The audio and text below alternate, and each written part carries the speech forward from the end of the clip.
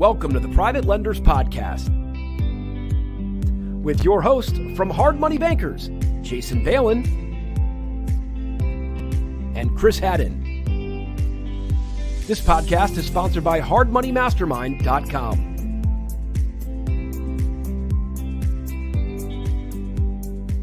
Hey everyone, thanks for checking out the show. We do appreciate it. We're going to be discussing the capital raise that we've been on recently. Real quick before we get started, if you haven't done so already, go check out hardmoneymastermind.com, create an account, join the conversation with us and 2,600 other private lenders. We hope to see you inside. Okay, so if you've heard some of our stuff before, you probably noticed that we say that we haven't actively raised capital in many years. Because, we've been doing this 16 years. We have a good base of capital. A lot of the same people have been around for a long time, since close to the beginning. And it starts to grow organically, like people earn interest, that money accrues, they want to invest more. And so the capital kind of starts raising itself for you. However, we, over the past few months, have been doing a bit of a mini capital raise. And part of the reason for that is we could use a couple more sources of loan amounts, 500K and up. Those are good size loan amounts in our world. Like maybe the biggest loan we ever did was like 2 million or something like that, a little over 2 million. But we'll get in a $1 million loan here and there.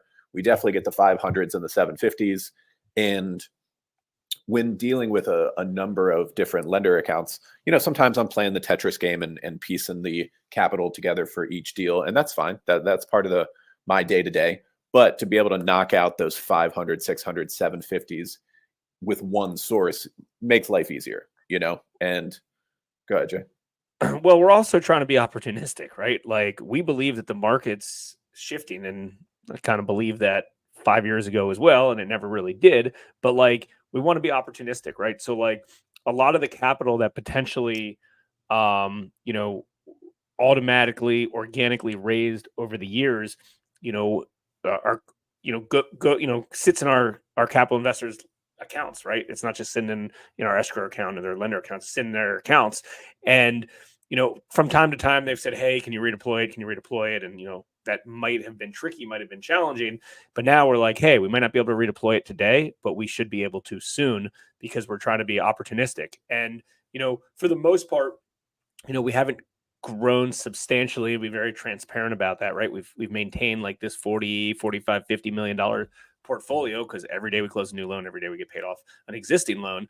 But we're trying to be opportunistic and kind of be in a position when the time is right and new opportunities come in that we can jump on, right? Because again, it's easy to put together a few $100,000, maybe even $1 million pretty quickly, through a capital base over and above what you're used to, right? So like if you're doing, have $45-50 million deployed, it's $3-4+ million, on a regular basis that's going out.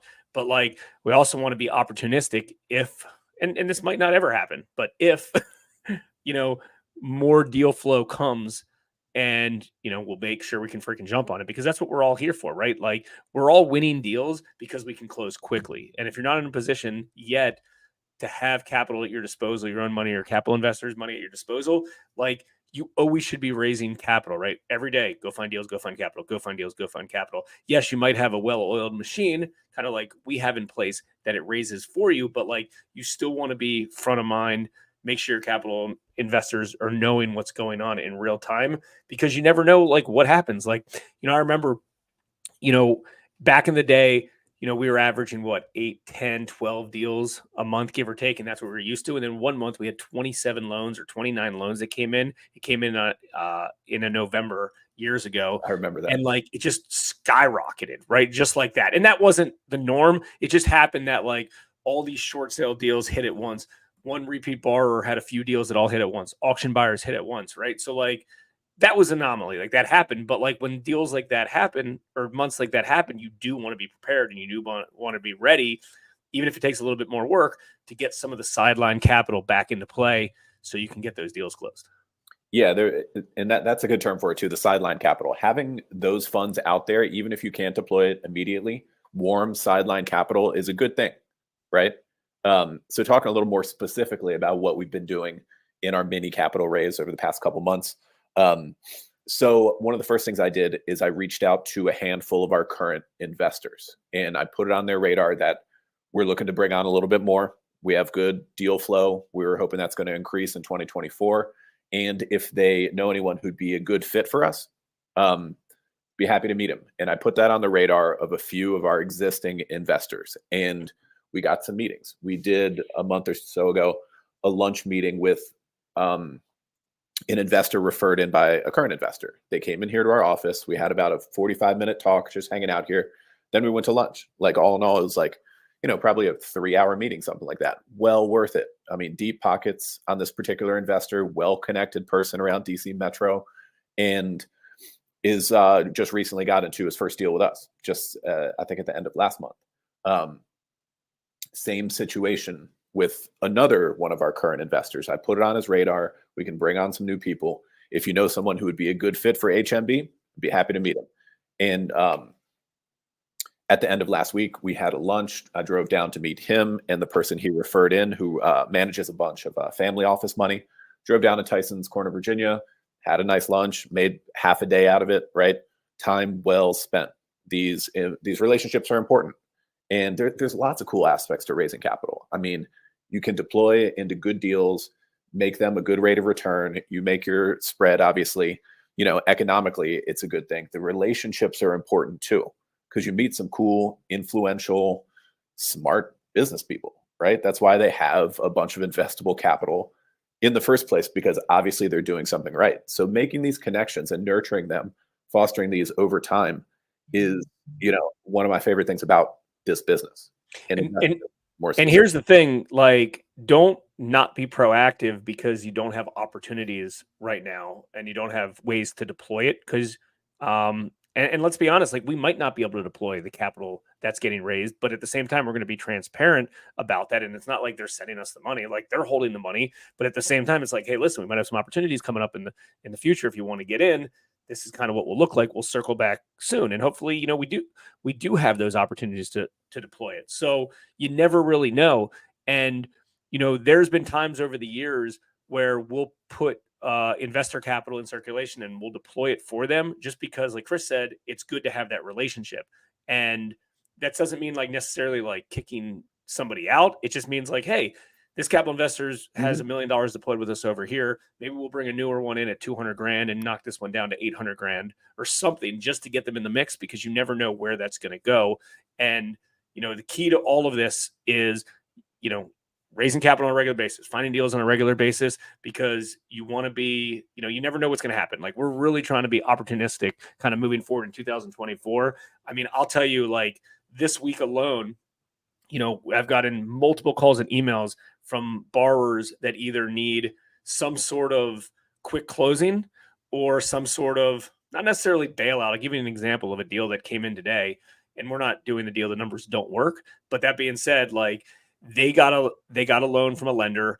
In essence, it was like a $375 purchase price and $150,000 construction costs. The lender gave them pretty high leverage to begin with. The guy started the work out of pocket, and then he went to get his first draw. The lender didn't have the money. And the lender said, and I don't know if this is an excuse or if this is a fact or what happens, was he wasn't able to sell it to the lender he was planning to. So he funded it out of pocket. He wasn't able to fund it. He wasn't able to sell it to the lender, the other institutional backed lender, because they went out of business. So he couldn't sell it, and he doesn't have the $150,000 in construction funds to do so. I mean, big no-no. I don't know. That might even be borderline illegal. I mean, but certainly not ethical. But that being said, point being is this guy was in a pickle because he needed quick capital. So there's always deals like that. And, and I think it kind of doesn't, I mean, we know some private lenders that have really large funds. And I would guess that if they have an extraordinary huge month, they probably still need to do some sort of capital call. I mean, capital calls happen all the time, right? Like, you want to have the ability and to do so. And I know that, some private hard money lenders are shy to go raise capital until they have deals for them. But like, you shouldn't be, right? Follow the model that we talk about inside the Hard Money Mastermind group, and always be out there creating relationships, potentially on a capital raise, even if you don't necessarily need it in real time. And, it will be available as opportunities do arise. yeah, I hope that helps you guys out. And I definitely hope that if you haven't done so already, you're getting your investor base, your capital base together as they become, like Jason was saying, opportunities is kind of the key word.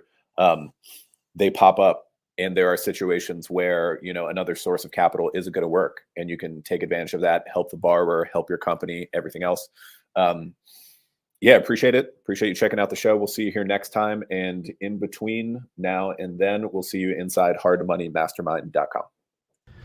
We hope you enjoyed this episode of the Private Lenders Podcast. Please note that the opinions stated by all the speakers on this show are only opinions and not intended for legal, financial, or accounting advice. Please make sure to always check with your own legal, accounting, and financial professionals. If you enjoyed this episode of the Private Lenders Podcast, we'd appreciate it if you would spread the word. Make sure to check out hardmoneymastermind.com, the #1 free community for new and experienced private and hard money lenders.